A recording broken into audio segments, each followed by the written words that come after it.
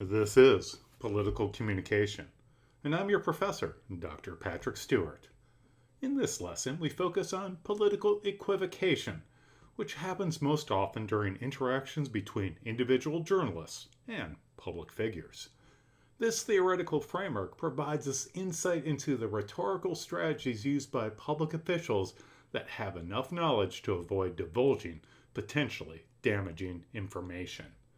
Importantly, it also represents yet another microanalytic tool in our toolbox for understanding politics. Conversation analysis considers individual maneuvers based upon action by action, move by move consideration of behavioral patterns.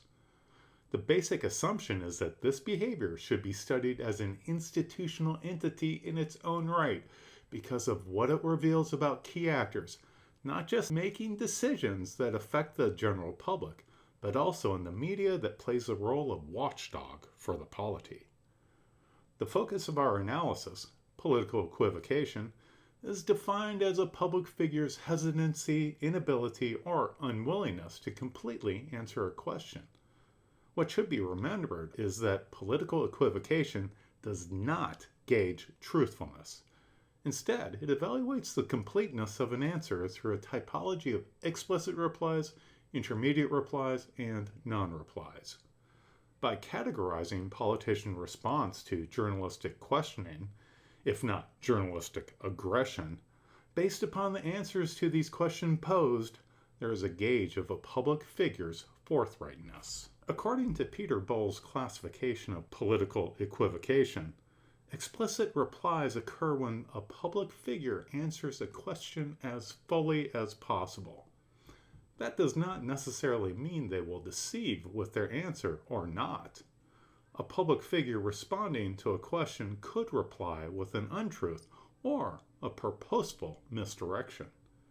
With that said, it is in the public figure's best interest to reply to questions as explicitly as possible. This is because any form of obvious equivocation can be costly for a political figure's persona, in other words, their face, as well as being costly to their political party and even their nation. In the long term, public figures that reply as explicitly as possible reinforce their own credibility and help limit contention with journalists. This, as can be expected, also helped that public figures' long-term success in political endeavors. In the video clip that follows, U.S. President Donald Trump's acting White House Chief of Staff Mick Mulvaney responds to a question with an explicit reply. So how is this not just an enormous conflict of interest for the president to host the G7 at his own resort? And how will the president continue to criticize the Biden family for self-dealing at the same time he's doing this? Okay, a couple different things. First off, you're not making any profit. I think we've already established that. I think some.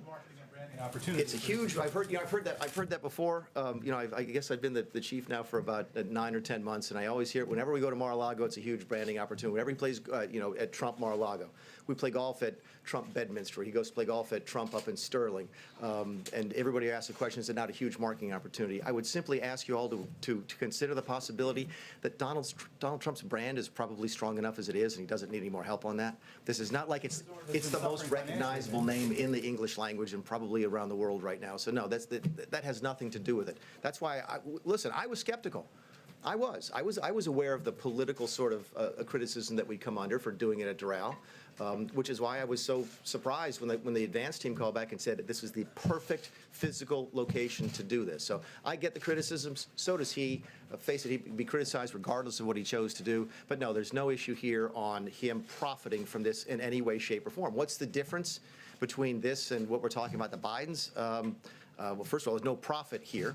Clearly, there's profit to the Bidens. And second of all, I think if there's one difference as you look at between the Trump family and the Biden family, Trump family made their money before they went into politics.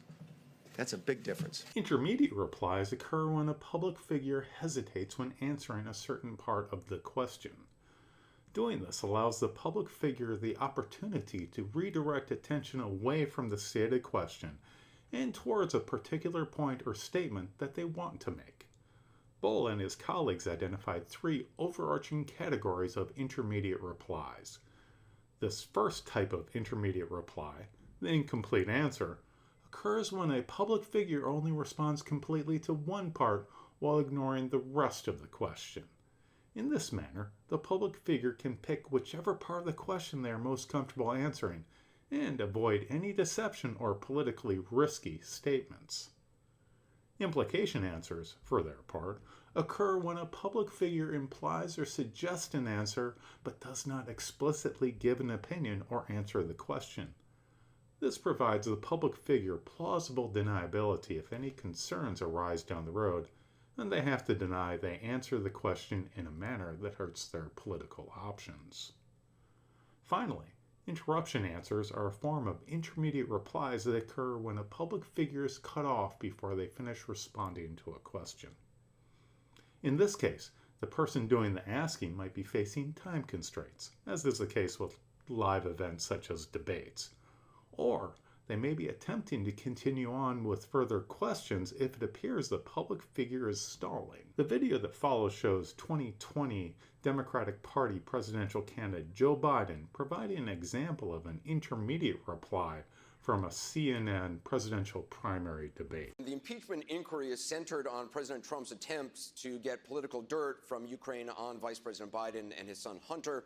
Mr. Vice President, President Trump has falsely accused your son of doing something wrong while serving on a company board in Ukraine.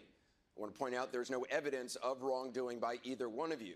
Having said that, on Sunday, you announced that if you're president, no one in your family or associated with you will be involved in any foreign businesses. My question is, if it's not okay for a president's family to be involved in foreign businesses, why was it okay for your son when you were vice president?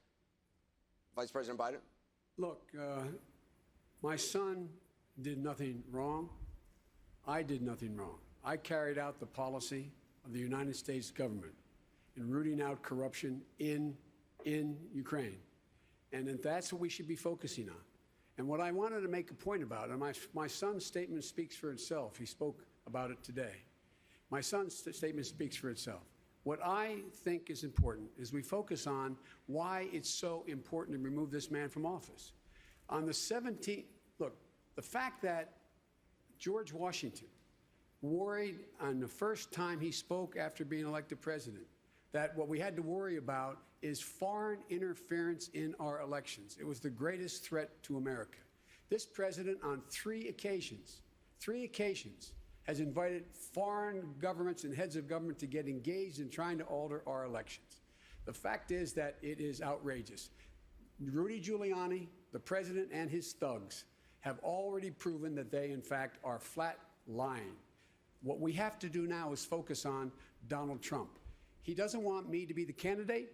He's going after me because he knows if I get the nomination, I will beat him like a drum. Mr. Hold on, I'm sorry, I just follow up. Mr. Vice President, as you said, your son Hunter today gave an interview, admitted that he made a mistake and showed poor judgment by serving on that board in Ukraine. Did you make a mistake by letting him? You were the point person on Ukraine at the time, if you can answer. Look, my son's statement speaks for itself. I did my job. I never discussed a single thing with my son about anything having to do with Ukraine. No one has indicated I have. We've always kept everything separate. Even when my son was the Attorney General of the state of Delaware, we never discussed anything. So there'd be no potential conflict. My son made a judgment. I'm proud of the judgment he made. I'm proud of what he had to say. And let's focus on this. The fact of the matter is that this is about Trump's corruption. That's what we should be focusing on. Senators. The final category in Peter Bohl's three-part system of political equivocation is that of non-replies. Non-replies do not answer the intended question. Instead, they refocus the subject of the question on the topic the public figure wants to answer. In this case, the public figure answers the question that they want to answer, making it seem like they are giving an explicit reply instead. Non-replies often occur when the public figure decides that the question posed leaves them no positive outcome. As a result, the public figure chooses to equivocate with the non-reply rather than answer the question explicitly. These non-replies have the potential to create an atmosphere of contention between the public figure and the individual asking the question, whether just in the immediate aftermath or even may lead to longer-lasting enmity. While non-replies may benefit the public figure immediately, the enmity created might not be worth it strategically, especially if the public figure relies on the questioner to get their message to the general public. Here we see an example with Democratic Party presidential candidate Tulsi Gabbard giving a non-reply to a question during the initial 2020 presidential primary debate on NBC. Question to Congresswoman Gabbard, your thoughts on equal pay? Well, first of all, let's recognize the situation we're in, that the American people deserve a president who will put your interests ahead of the rich and powerful. That's not what we have right now.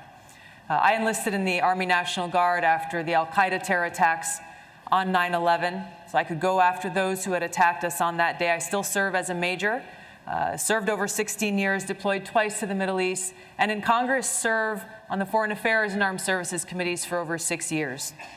I know the importance of our national security, as well as the terribly high cost of war.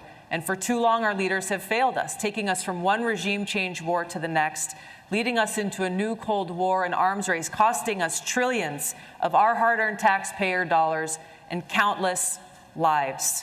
This insanity must end. As president, I will take your hard-earned taxpayer dollars and instead invest those dollars into serving your needs. Things like health care, a green economy, good-paying jobs, protecting our environment, and so much more. Mayor de Blasio, good evening. In their analysis, the United Kingdom's Parliament's Prime Minister Questions, or PMQ, Peter Bull and Will Strawson found that within the three-category political equivocation system, there were 12 superordinate categories. The first four of these concern the questioner's starting point, by either making no attempt to answer the question or even acknowledging it, to acknowledging but not answering, to asking questions about the question, including clarification in an attempt to dodge answering the question, to ultimately even attacking the question itself. Other strategies for political equivocation include making personal comments. These are typically in the form of personal attacks, declining to answer, or by making political points. Political figures can also give incomplete replies or, more strategically, repeat the answer to a previous question, or by stating or implying that the question has already been answered even if it has not.